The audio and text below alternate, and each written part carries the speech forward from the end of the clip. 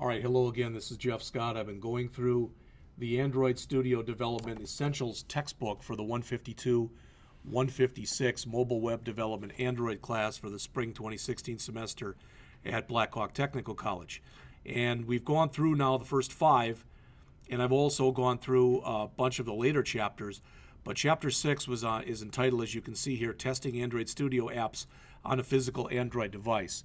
And rather than going through the material that's in here, what we're going to do is when the semester starts on the first day, we're going to come up and take a look at the project that we worked on, which was this one right here, the simple Welcome to Android Studio.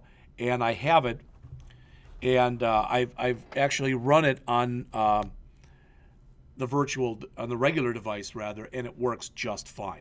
All right, so we'll just go over those steps. So I'm not going to go over anything else that's in here. They do a lot of stuff in here where they have you run a bunch of stuff through the command line. I'm not sure why the author does that.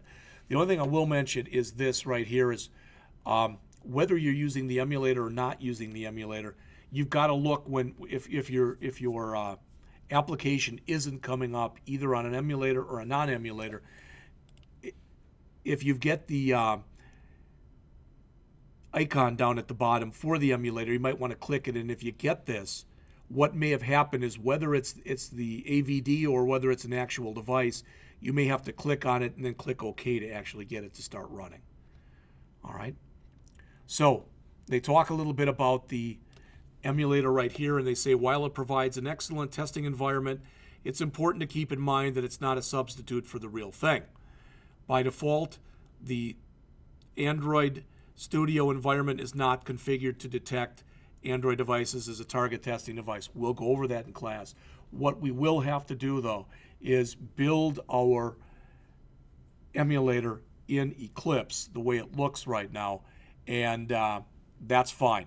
Then we'll after we build it in Eclipse, we'll start it up, but we'll start it up in Android Studio. And again, we'll go through all those steps as a class, and I don't think that whether we use that or whether we use a regular device, it's going to be that big a thing to anybody. All right, so that's it for Chapter 6.